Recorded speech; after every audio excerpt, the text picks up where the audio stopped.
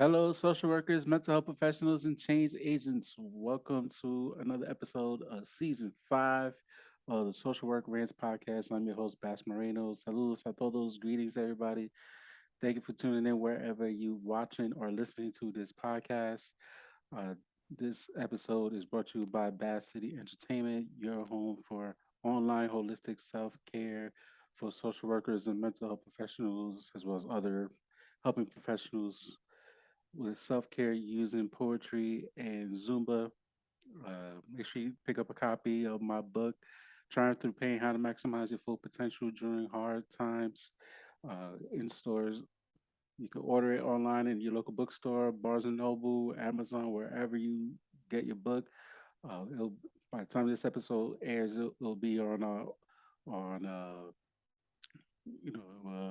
Kindle as well. So make sure you tune in, tap in. Thank you everybody that's been purchasing the book. I appreciate it. So gracias a todo por todo su apoyo. The book is only in English. It's not in Spanish. I already got requests. I can't write what I wrote in the book and have it the same meaning as Spanish. So it's not happening. There is Latinx and Social Work Volume 2 that I'm a co-author in. There will be a Spanish addition to that book, and that book is coming out in October. So you can follow the podcast on Instagram at the Social Work Rants Podcast. That's all one word. You can follow the podcast on Twitter at Social Work Rants and on Facebook, aka Meta, at the Social Work Rants Podcast. And just hit the like button, subscribe to the YouTube, follow on the YouTube page. This week's episode features my guy over from Oklahoma. Um, we were able to connect due to a part of the panel. A few tuned in to how to monetize social media as social workers and therapists. So I was gracious enough to be one of the panelists, and we were able to connect and make this episode happen. So it's the beauty of social media, and I've been preaching. We're in the era of shooting your shot. I think it's been one of the positives of COVID, being able to connect with many different people from pretty much all over the world through the power of social media and able to connect. So, Durrell Morris, how you doing, brother? How you doing? What's going on? Doing well. How about yourself? Pretty good. You mentioned earlier it's 110 degrees where you at as of this recording. 110 right now. My thermometer says 108, but it feels like look like I'm back in Iraq. Oh man, that's that's hibernation season for me. I do not like the heat whatsoever. I Absolutely. can't really do too much with the cold. Pat, once I hit 40, I was like, I can't do the cold as much as I did before. But I'd rather pick the cold than definitely 110. Definitely can't do that. Totally understand. Said Iraq, then thank you, for your service. How was that for you? Absolutely. Oh, you talking about Iraq? Yeah, Iraq. Oh, it was a little different. Didn't like it at all. That's when I realized I had to do something different. Mm, Um, once I knew that this was going to be a continuous rotation back and forth to Iraq, I knew that staying in a regular unit was not going to be my cup of tea. So I went recruiting, and that was probably one of the best jobs I ever had in the military. I love that. So it was a blessing to be able to be in the military and serve my country because it actually set up a foundation for me to be able to obtain my educational degrees, my bachelor's and my master's in social work. So I'm thankful for my time in service. and myself and those listening to me, thank you, for your service. First and foremost, I definitely want to start with that. Despite the matter, whoever's the commander in chief, it don't matter. Like we gotta like support our troops and thank all the men and Absolutely. women for our service all over the world. Let the viewers and listeners what you're doing in that wonderful, exciting, challenging field of social work. So right now, I feel like I have the best job in America. I really do. I'm an elementary school social worker. I have 4 schools under my belt, And I'm just thankful to be able to have the platform and the foundation to be able to help provide inspiration, hope, and encouragement to young people. You'd be surprised how many elementary students are walking around here hopeless. So I feel like I'm in the best position. I feel like I have a great ministry to be able to help others and help young people. And I'm thankful to be in the position that I am. No, that's great to hear. How long you been doing that? I'll be starting my fifth year on August the 4th, so I'm excited. People don't believe me when I tell them I get butterflies every time the school year get ready to start. I told that to one of my principals a couple years ago, and when I was starting my second year, I was like, "Man, I got butterflies," and she's like, "Oh, that'll go away," but it hasn't gone away yet. I mean, I still get excited. My stomach is getting a little twitchy when the school year get ready to start. I get to see all my young leaders again. I don't know. My first year when I first started as a school social worker, I was like during the graduation of our fifth graders, man, my emotions was all over the place. I was like, man, I'm gonna have to do this every year where I'm gonna have to, say goodbyes to these young people. Because some of them you just won't see again. Some of them, with Absolutely. this being where I'm at, and Lawton Forest Hill is a transitional city. Of course, you have military families who are coming and going, so you just don't know if you're ever going to see a young person again. Hmm. But I'm thankful still to be in the position I am. No, that sounds great.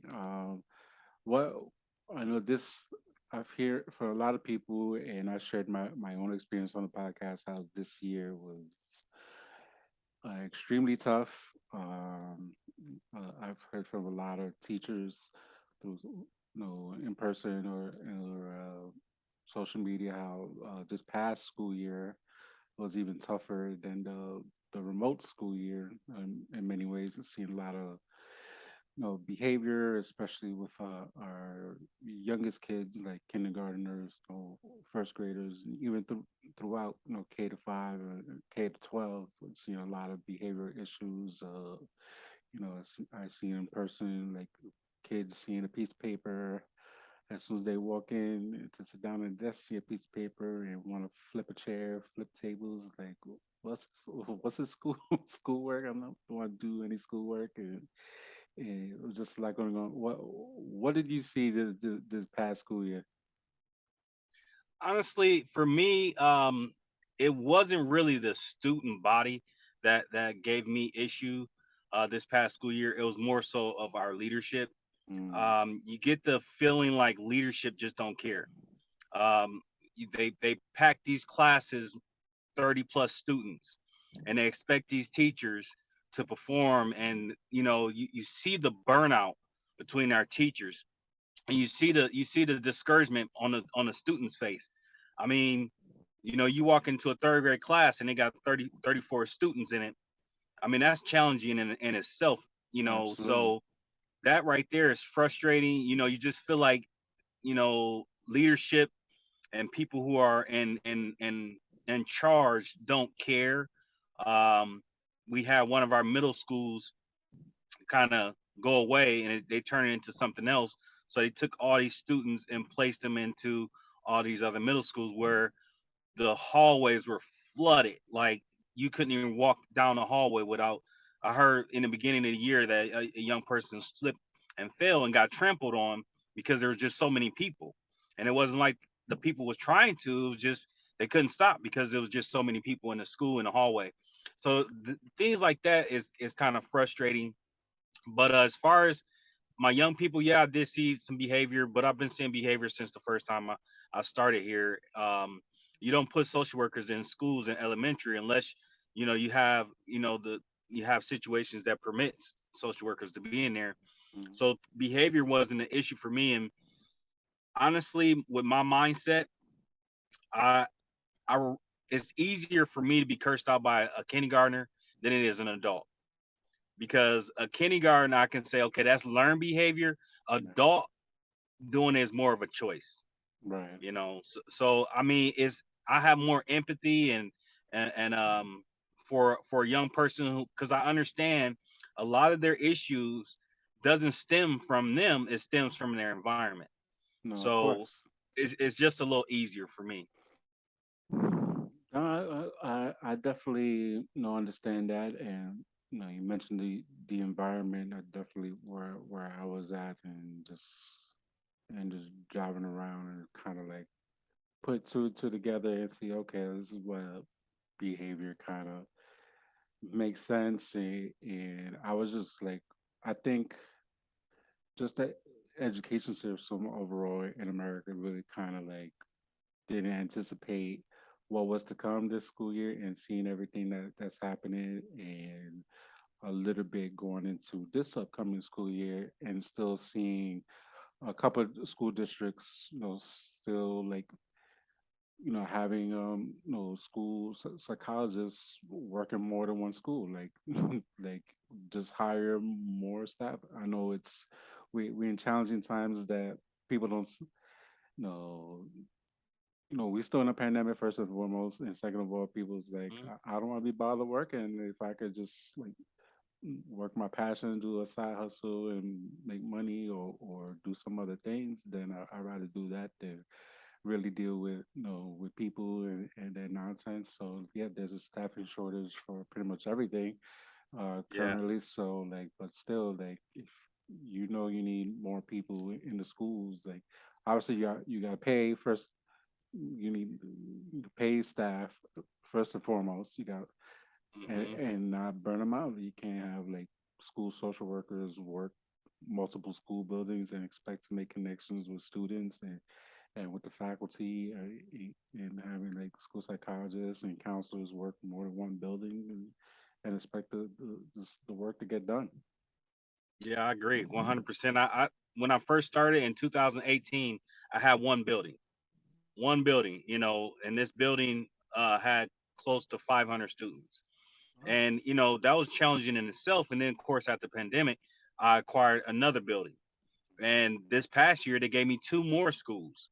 So I'm like, how am I supposed to make connection and do what I do when I'm all over the place?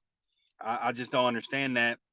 Um, and even with there's what's frustrating is there are so much grants and monies that is being sent to public school for mental health, Right. for them to acquire more licensed mental health professionals. But it seems like it's not coming down. I don't know where the money is going, but it's not filtering down through where it should be. Because it says that I should only have 250 students per licensed mental health professional. Well, I have over 1,300. Wow.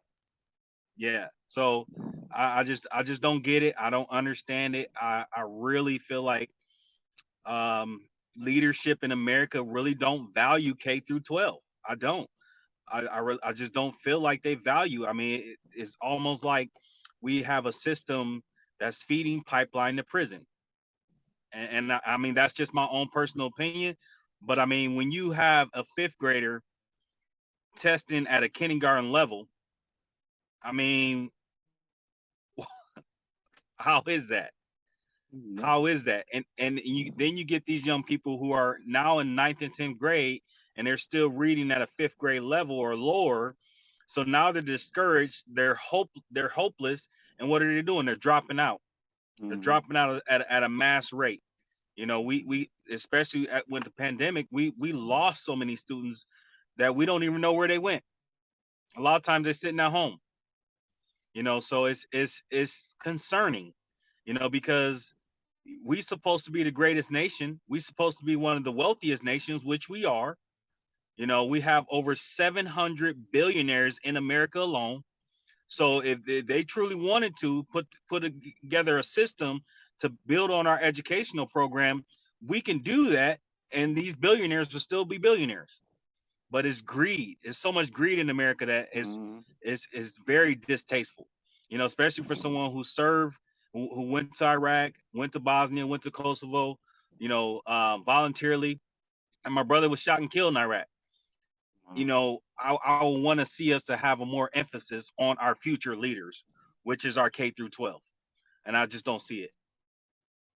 Well, no, my condolences for for your brother. I mean, yeah, I told when I hear that so much, the pipeline to prison, and I see people who are in denial of that. But I think I saw a video where somebody was, I had a conversation with somebody, and they pretty much kids do, walking the lines. A lot of schools have, uniforms, and so you're walking in line, walking in uniform, you're walking in line to get grab lunch, and it's like you see that in, in the movies, or I've been I've seen clients in Rikers, so I've been to taking kids to see their parents in different prisons in upstate New York. So I had a chance to see that, at least a little bit, what they allow you to see when you do the visits. But I could definitely Absolutely. make that connection. Or there's a lot of similarities, with the schools that in prison. And yeah, like yeah, somebody who's, I see it now. I see, like, this past school year, somebody third and fourth grade and is struggling to, like, basic words, based, writing, and like Yes. everything's on the iPad, and it's like, are we gonna go back to, like, textbooks, or are we gonna go back to, like, writing? Like, there's already been a controversy of whether we should bring back cursive or not. How about just basic writing? Like, grab a notebook. For years, teachers asked for, as part of the school supply list, the composition notebooks, and then it's like never used, or they use one or two. We buy like seven or eight, and they use one or two, and it's like, okay, like, what do you guys do during the day? And it's like, for myself as a parent, I had to work almost as hard this past school year as the year before, because I didn't know Yes. what the heck my kids were doing in school, because everything was on the iPad, and it's like, what did you do at Hmm. school today? And then you got the kids, oh, I did this, I did this, well, I did math. Okay, what did you do in math? Like, and they couldn't really show me because they already had submitted the work, and it's like, okay, like, so like I need to have conversations with teachers, like, what exactly is going on? Like, Right. what are you teaching my kids? So it's, yeah, Yes. Yes, it's a little different. I mean, it's concerning. It's concerning because, like, you would think that we would want to invest in our future leaders so that we can have the greatest nation ever, but it just don't feel that way. It don't feel that way, and I don't see it. My last 5 years in the public school system, I mean, all I see is overpopulated classrooms, teachers being burnt out. They don't appreciate teachers. They don't value teachers. They don't value school social workers, let alone teachers. I had I had a one of our district leaders tell me, no, we're not going to pay you more money because you don't have educational credentials. And I said, well, I got more credentials than most of your educators. exactly. It don't matter. You don't have educational credentials. I was like, well, even with some of the educators who do meet my credentials, you still not paying them what they're worth. Exactly. But the money doesn't come down. I mean, you got these superintendents who's making $250,000 a year. You Got more know, credentials than the freaking superintendents. come on. I mean, it's a little different. It really is. And they're not budging on their salary. Exactly. Whereas, if they truly cared about their district, they would reduce their salary and put a couple more teachers in these classrooms so they don't have to have 30 to 35 students per class. It's just it's concerning. It really is. But I'm still hopeful. I don't try to you know I don't try to rant. I know this is rant, but I don't try to rant like that. I wake up with gratitude and I'm positive every day. I walk in there and my first year was a little challenging because my heart was bleeding. I felt like I needed to go buy a pair of shoes for every kid who has a hole in their shoe. Man, Right. my bank account went low really quick.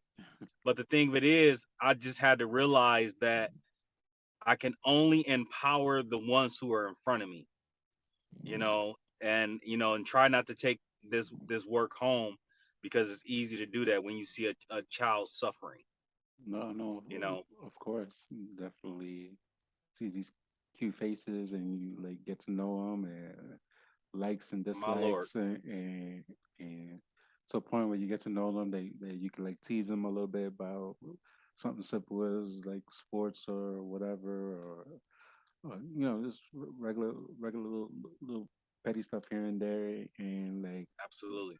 it's definitely heartbreaking, but it's weird because we went from literally in a matter of 2 years, though, when everything shut down, everything went virtual. It's like, oh, we appreciate our teachers and blah blah blah. Like they need to get paid more, and like literally, the first year they go back in person full time is back on trashing the teachers again. It was like, yeah, like what?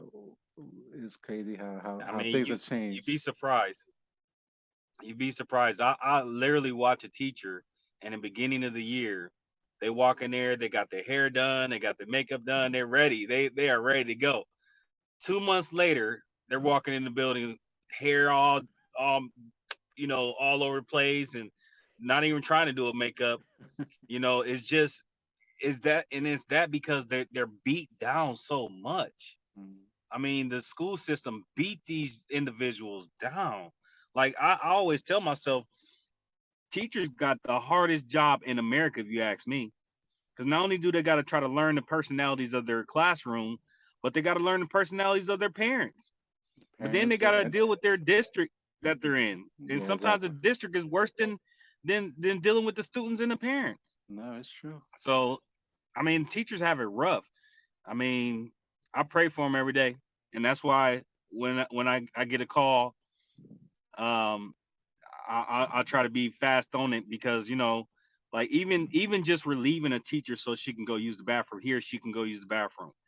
That matters No, of because course. I've had teachers who holding their bladder all Hmm. the way up to 2 p.m. because that's the only time they get their their their planning hour. No, no, you shouldn't have to do that. So I Exactly. always tell them, hey, if you need something, text me, call me. If I'm not busy, I'm gonna come relieve you for 15, 20 minutes, whatever you need, and because like I always feel like we're on the same team. If Hmm. our teachers are beat down and they don't feel like coming to work, it's gonna populate throughout the building. Exactly.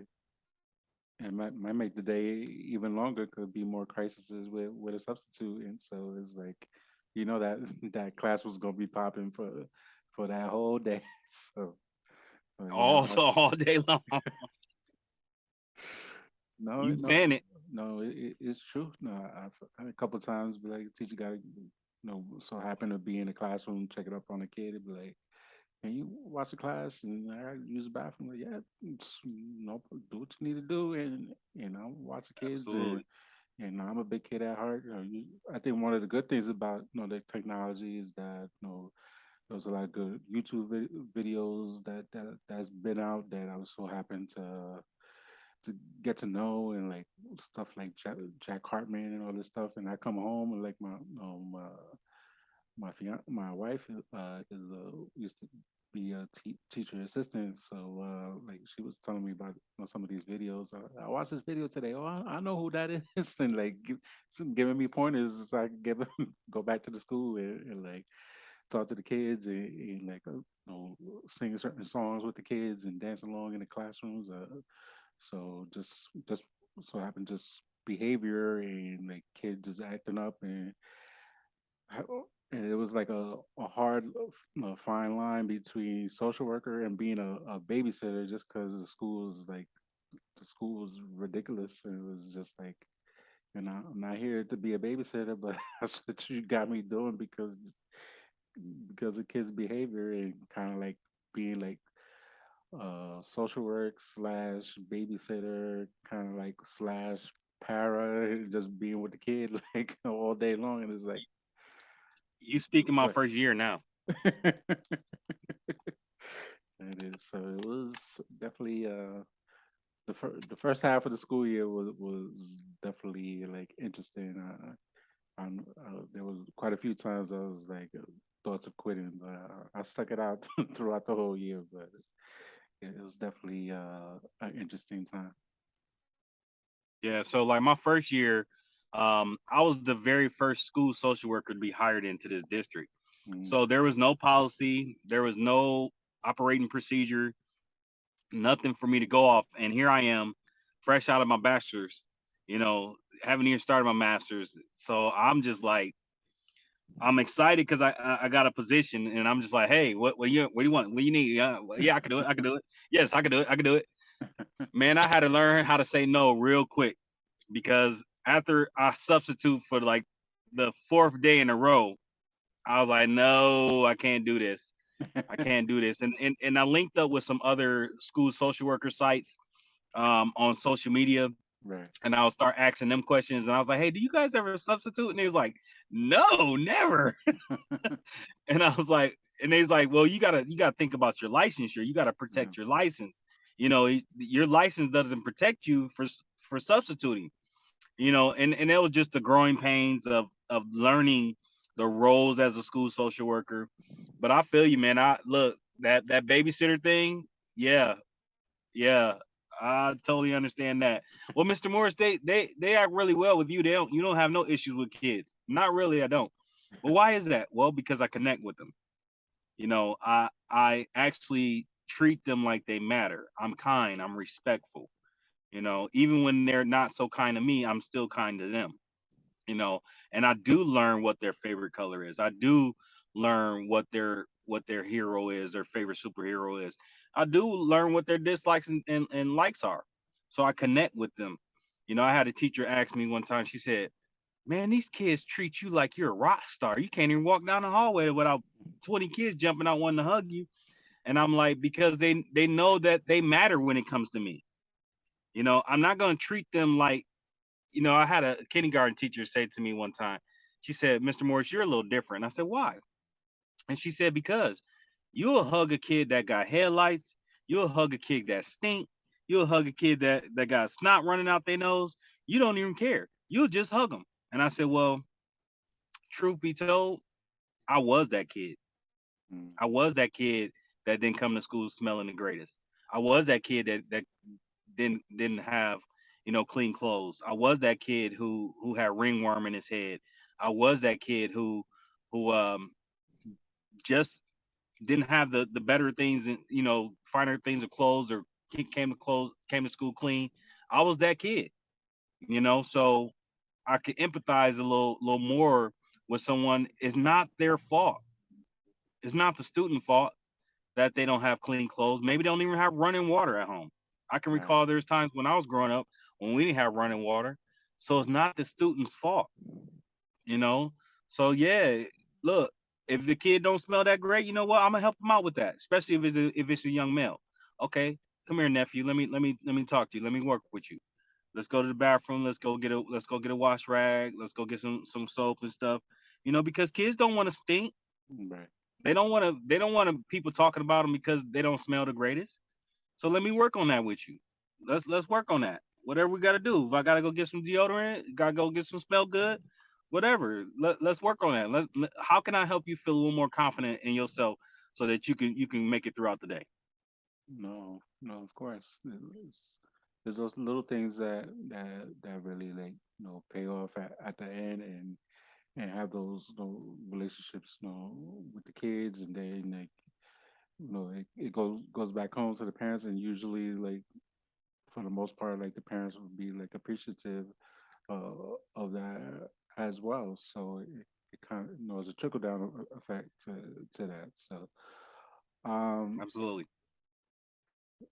now what now have you heard any like rumblings for this coming school year? Or, like what do you think worked that from last year that can go into this year? What didn't work that you hope is not repeated this year? Like what's your like bold predictions, or like what do you foresee for this year?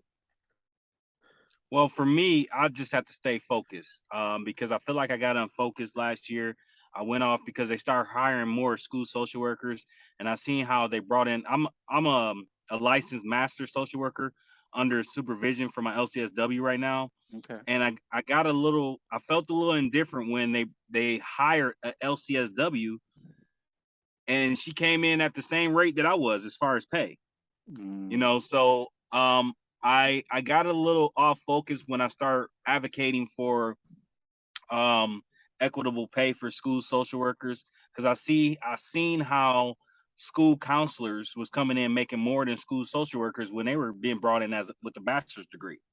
and Mm, we're here with master's degrees. You got this young lady who came in with an LCSW with 15 years of experience, and we're still getting paid less than school counselors. So I got off focus. I took my mind off of what really mattered, which is the people that I serve, the students that I serve. So one thing that I'm gonna have to do is make sure I line myself up with what truly matters, and that's making sure I'm going in here with the right mindset and the right attitude to serve the population that I work for. Because I'd always say I don't work for the district, I don't work for the superintendent. I work for these students and I work for these parents and the teachers in the buildings that I serve in. So I think I just, as long as I keep my mindset focused on the main thing, which is trying to impact change or help these students and help teachers and help parents, then I think my year would go just as every other year has gone. Besides last year, like I said, last year was my hardest year, and the only reason why it was is because I got off track. gotcha. No, I definitely see, but you definitely, I don't hate that you gotta advocate for yourself, especially you feel, you've been there a while and you see somebody just coming in fresh, and that kind of brings the dissension within the ranks. So like, and especially if you find out so and so's making more than you got more credentials and been there longer, like it's not fair to you. So I definitely like, It's not equitable at yeah, all. no, you definitely got to at least ask. If they shoot you down, then so be it. But you definitely gotta ask, especially you're doing the work. So it's just like you gotta get paid for what Right? you're worth. So You gotta at least try. no, no, absolutely. Now I noticed especially this past school year, that just because administrative school administrators, they see like your credentials at the end of your name, they think like all the answers, and expect you to come up with stuff. And it's like, for me, being like this past school year was like the first year that I was inside the school building, so it was like everything was like new to me, besides like the MTSS model, and even that was changed from the year before to last year. So coming Right. in pretty much fresh and learning, and then administrators was like come up with something, and teachers be like, okay, you give me something that I can use with the kids. I'm like, so I don't got the answers. So like, did did you feel like that? Or like, have you felt like that in any way, that they want just because you got that you expect to know everything? Well, and I have to bring them down to reality, because like I had some teachers like, well, you've been talking to them, the students been coming to see you, the behavior hasn't changed. Well, you do understand that this behavior is a learned behavior, and that student didn't learn this behavior overnight. So I don't have a magic wand that's just going. I'm gonna wave over that student's head and say, okay, I'm gonna need you to stop cursing, or I'm gonna need you to stop doing this. I'm gonna need you to stop running out the classroom. Okay, so these are learned behaviors. So first of all, we have to try to reach them, and so I have to let them know, don't have this unrealistic expectation that I got a magic wand and I'm going to be able to turn this student's behavior around. Now I got to find a way to reach this student first. I got to connect with the student. One thing that I feel like my administrators want me to do is be a disciplinarian. And I always try to tell them, I'm not here to discipline, because if I discipline them, then they won't open up to me, because they looking at me as that good cop, bad cop. Right. So I was like, I'm not a disciplinarian. I don't send students home. I had a principal ask me, hey, can you call this parent up and tell them that they need? No, I will not. Well, why not? Because that's not my role to send students home. My job is to keep students in class. So I'm not gonna call that parent and ask them to come pick them up, because now they're looking at me as that guy who's gonna be calling me to come pick up my student. They don't even know me. So no, I'm not gonna do that. One thing that I had to do is I had to make sure the administrators and the teachers' expectation is realistic. You know, a learned behavior that a student has learned that took them 3 to 4 years to learn this behavior, I'm not going to be able to change it in 8 weeks. Of You know, course. I might be able to work with them. You might see some change, but a drastic change, a lot of times, is not going to happen. So I need you to be realistic in your expectations. And that goes for supervisors as well. Like for when you're getting your supervision hours from a LCSW, who might have more experience than you in the school system and still expect some changes with the kids too. And like you gotta build rapport with the kid. Like, and some kids, they ain't gonna talk to you like wow, or you might you might have like I can make time or to meet with the kid, and that might be the kid's lunchtime. That might be the kid's recess time. They don't want to talk to you during during the times Man, that all they think about is going outside playing. exactly. So it's like so. I mean, I I've taken it upon myself and go to recess and play with them. Like that's Well, that's get connecting. a get a couple words in, or like, hey, like I'm not boring. You think I'm boring? I'm not boring. Let's go play. Let's do some what you're playing Let's and throw play the with the football kids. around. Let's Exactly. jump rope or something. And that's a part of it. I mean, that's you in this business. You're almost like an investigator. You know, Mm-hmm. you got to find whatever way it takes to connect with these young people. And every person is you're not going to be able to connect with because that's not realistic. Right. You know, but you got to try to uncover what way can I or what things can I do to connect with this young person. You know, and you got to understand you're not going to be able to connect with everyone, but if you do try to connect with them, it is going to make that therapeutic session a little better. You know, there it's going to make them to where they want to come see you. Then you got to drag them to come see you. You know, and so that's important. You know, you got to slow down and not always be so therapeutic Mm-hmm. and start jumping into therapeutic options before you even connected with them. I always tell my teachers, like especially my first year teachers, I say, you know, they're like, well, what advice do you have? I say, well, connect.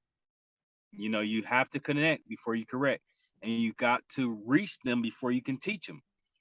If you don't reach them, you can't teach them, and if you don't connect with them, you can't correct them. So I feel like we get it wrong in education because we will always want to jump right into the lesson Mm-hmm. instead of connecting with students. And then here we go 3 weeks down the road, we wonder why we having behavior issues or classroom management problems. Well, did you connect? Did you do classroom building exercises? Did you do team building exercises? So I always try to tell young people, especially my young teachers, disregard what they're telling you to do within that first week and make sure you throw in some team building and some classroom connection exercises so that you guys can get to know each other. Mm-hmm. If you got a classroom who's more empathetic towards one another because they understand that the because I man students if you could do connection exercises like who am I's or something like that, you'd Mm-hmm. be surprised how many students will open up. I've learned so much from just doing exercises like who am I, who are you, who do you say you are, and I'll give an example of what that means. And then next thing you know, students start saying, well, you know what, I'm this, I was in the foster care home, I was that, I was this, I was that. But once another student understands, well, man, that young man or my classmate had it rough, so maybe I shouldn't be bullying on them because they got it way rough than I had. Right. The teachers who do classroom building exercises and connection exercises, they actually have a way better classroom than the ones who don't.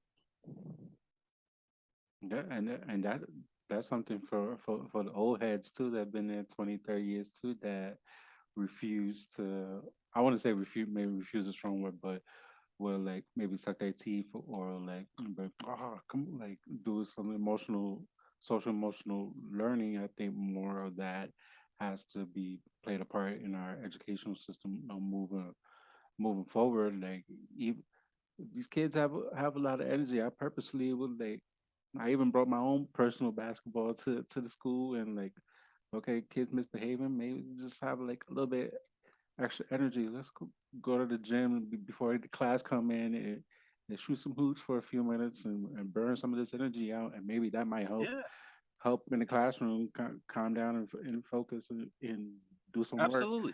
Most of the time it didn't work, but at least like it's that outside the box thinking that needs to like happen in the schools. You're already taking away planning time from the teachers in most cases. That so it's just work as a for lunch, gym and for elementary schools, like recess, like middle schools, like at least my son didn't get any. There's no such thing as recess in his middle school, so it's like it's just lunch and gym as the fun activities, and that's it for the most part. So yeah, you have to bring these activities into the classroom, or these like brain quote unquote brain breaks and all this other stuff, and like in the classroom, just transitions and stuff like that. It can't always be about work. Is not it's not like how you and I growing up in school that all we did was work. Like these kids are different nowadays, I think especially sometimes we get it especially wrong. after the pandemic. Absolutely. And I mean, I empathize with these young people. It's hard for me to sit still for 45 to 50 minutes, you know. So I mean, why can't they just have a brain break? You know? Why can't why can't they stand up and shake it out, after 45 minutes? Why can't they turn and talk? Say, hey, we've been learning for 45. Let's turn and talk for 5 minutes. Let's discuss.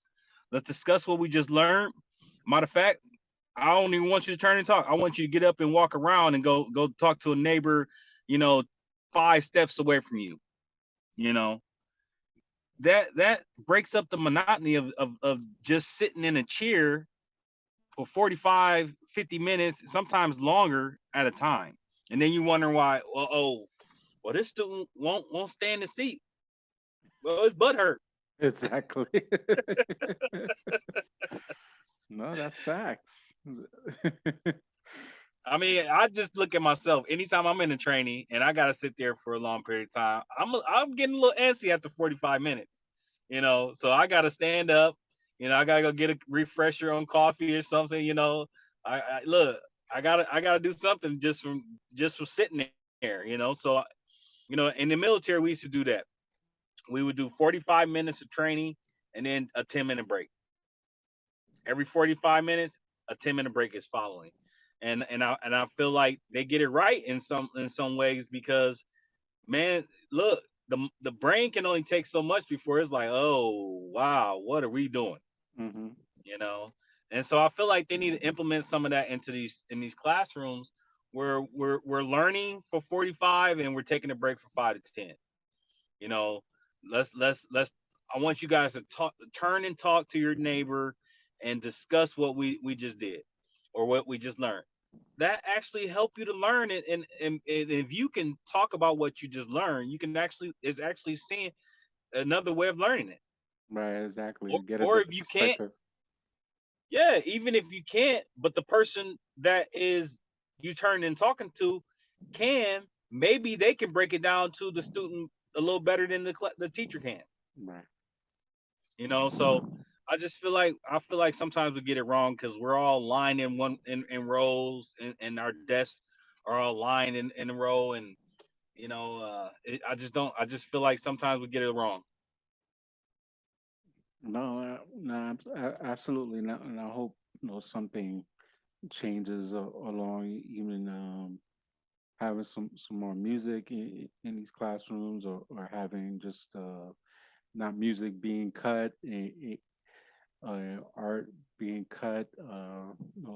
Kids need creative expressions and things of that nature as well. Like can't be just focused on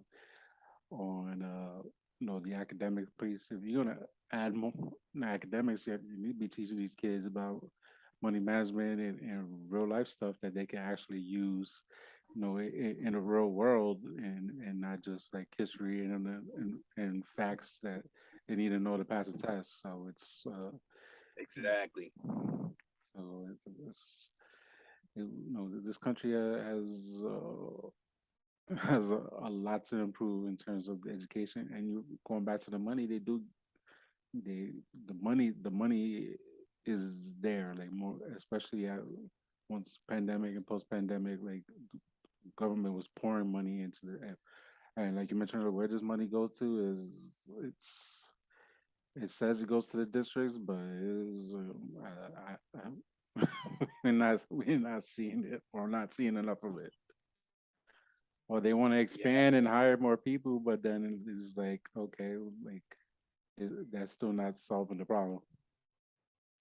So you just added more people to just to comply with the bullshit that's already there. right. So well said. That's pretty much it. So I mean, for me, I'm like a five-star recruit that did like 1 year in Duke, and like I'm one and done.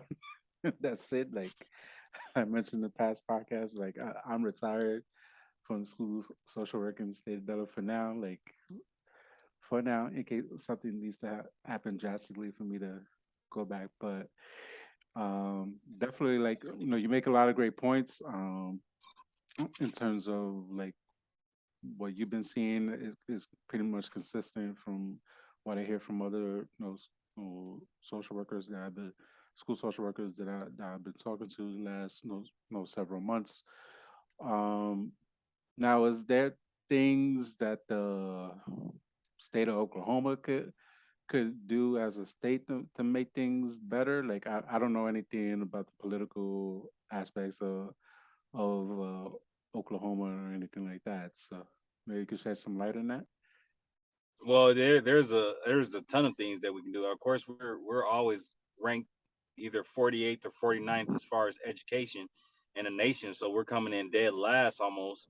And then one thing that we do well is we incarcerate women, and we got the highest women incarceration in the nation. Mm. And we also have the highest ACEs scores in the nation. I don't know if you know what ACEs is, Yeah, adverse childhood right. experiences. We have the highest ACEs scores in the nation. So Mm. one thing that we do well is inflicting trauma on young people. So those are things that can change. But it's like, what do we do to provide these hope and this change for these individuals?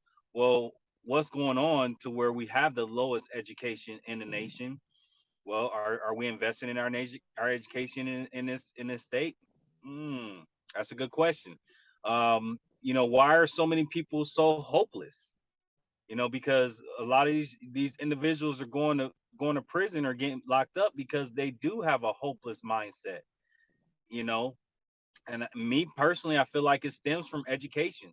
If a person is have faith or hope for their future, then they're going to have more power for the present day. Mm-hmm. But if they lose hope or faith in their future, then there's going to be less power in the present day. So they're going to, you run up to a student and you say, "Hey, what's going on, young man?" And they're like, "I don't care." So what? Well, you keep on with this attitude, that's not going to end well for you. I don't care. I'll, Right. I'll just go out here and sell drugs just like my uncle.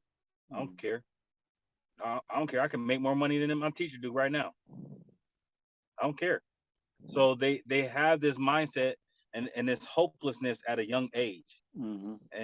And I understand it's not all systematically, but a lot of it is. A lot of policies and system policies, when you telling a parent that the only way that you're going to be able to have subsidized housing or low income housing is you got to be a single parent and live in that household by yourself. You taking the parent or the father or whoever else out of the household. Right. Just like in Chicago has the most public housing in America, and they're not even the largest state in America, but they have more public housing than any other city in America. And one of their stipulations was, of course, you had to be single. And if they did come in there and they found like a size 12 tennis shoes, they're gonna kick you out. Right. You know.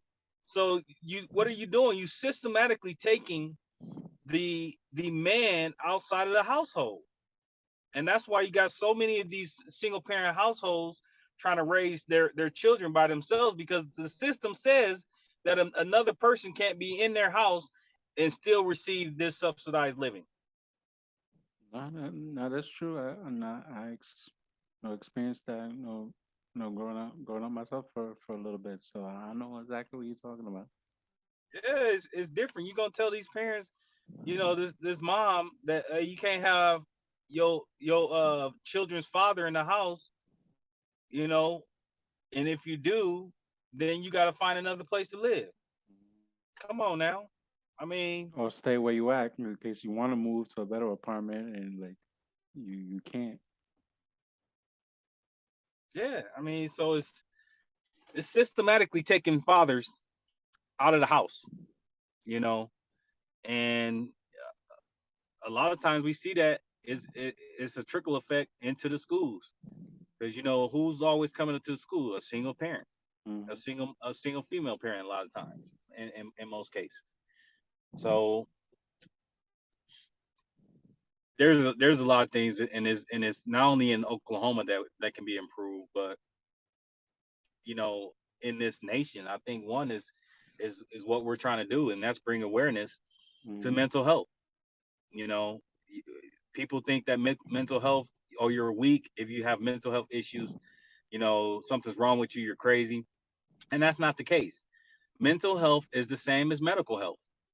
If your knee is hurting, what you gonna do? You're gonna go to the hospital and get that thing checked out. Exactly. But if you have depression or anxiety, you'll most people will suffer in silence Hmm. than trying to go receive help, because they feel like they're going to be stigmatized. Somebody's going to call them crazy. Like, I know when I was in the military, it's gotten a little better now, but you couldn't say that you had anxiety or mental health issues, because they're going to get rid of you, Hmm. you know? And so we need to break that stigma that mental health is a bad thing. Mental health is the same as medical health. No, If your throat hurt, you go into the doctor to see why your throat hurt. exactly. So it's the same thing. If your brain hurt, or you got anxiety, depression, you need to be able to feel comfortable, and feel like you can safely go find out what's going on without being ridiculed. No, absolutely, and it's definitely important. You know, for our young people. It's important to talk about and break those stigmas in our Black and Brown communities, our Black and African American, Latino communities, that we have to talk Absolutely. about this. Is not no locura or anything else. A little that is part of our culture. The locura is that that's kind of, especially as you get a little older, but in general, like our young people, like they need to talk about it, and the generations gaps need to talk about it, and the older generations be more accepting of that this is what's going on, and there's help out there, help in the community, or to seek help, and it's okay to seek help. It's okay not to be okay, and just have those conversations, and young people, or just anybody, be like, be brave enough to be like, I'm not okay, like I need to go talk to somebody, seek help, and not necessarily have to go through do something drastic to get help, and be in the ER and like be minutes from passing away because they did something without thinking, and it's just like reacting without thinking. So there's definitely many resources out there for help, and for our kids. There's definitely we need to have conversations, and I think one thing for this year, um, obviously COVID has a lot to do with it. These variants, to go back to having assemblies and having conversations. That needs to be like one of the first couple weeks of the school. You had these assemblies about bullying, and how like what is depression, what is anxiety, what are you feeling, like, and have like basically break down the kid level, like what these what these meanings are, and if you feel that way, these are the people in the school that you could talk to primarily, and have that dialogue with the kids. Absolutely. Absolutely. I agree. Well, I got to get ready to go into praise and worship practice. Getting it. So Got to get ready to go sing. where can people find you? Um, well, I'm just I don't really know any of my social medias. I'm sorry. Absolutely. It's But all good. you know, I'm just I don't really try to plug myself too much. I know I need to get better at that. But I'm just a lot in Oklahoma, America. Yeah. Well, it's a pleasure having you on, and again, thank you for your service. Best of luck, this coming school year, and we'll stay in touch. Well, thank you. I appreciate the time. All right, thank you. Have a good one. Okay, take care.